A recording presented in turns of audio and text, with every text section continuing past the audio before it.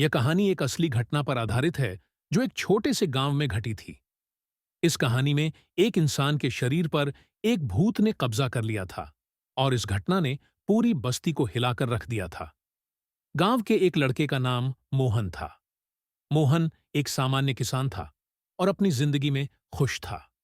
लेकिन एक दिन जब वह अपनी खेती के काम से बाहर जा रहा था, उसने एक पुरानी और खौफनाक मंदिर के पास कुछ अजीब सा महसूस किया।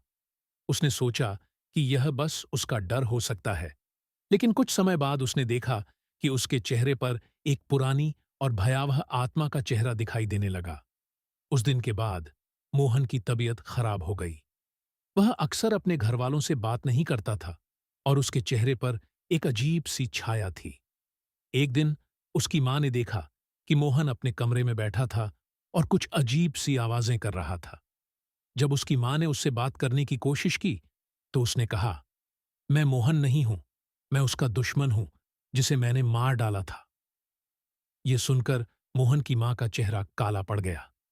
उसने तुरंत गांव के पंडित जी को बुला लिया। पंडित जी ने उसके घर जाकर देखा और समझा कि मोहन के शरीर पर एक भूत ने कब्जा कर लिया है।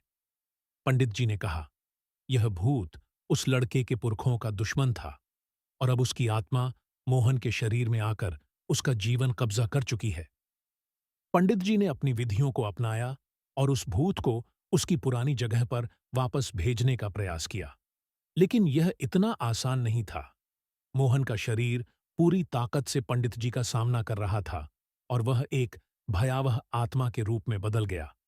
उसके चेहरे पर एक भटकती हुई आत्मा का चेहरा दिखाई देने लगा और उसकी आवाज बिल्कुल भी इंसान की नहीं थी। पंडित जी ने अपनी पूरी कोशिश की और कुछ समय बाद भूत ने मोहन के शरीर से निकलना शुरू किया। पंडित जी ने उस आत्मा को अपनी मंत्रिक शक्ति से पूरी तरह से बंधन में कर लिया और फिर उसे उसकी अंतिम मंजिल तक भेज दिया। मोहन का शरीर फिर से अपनी पुरानी हालत में आ गया। मोहन कुछ दिन तक बेहाल रहा, लेकिन धीरे धीरे उसकी तबीयत ठीक हो गई। उसने अपनी मां को बताया कि उसके साथ कुछ अजीब हो रहा था, लेकिन उसे कुछ याद नहीं था कि जब वह भूत उसके शरीर में था तब क्या हो रहा था। उसने कहा, मैं बस यह महसूस करता हूं कि कुछ बहुत भयावह चीज मेरी बॉडी में थी।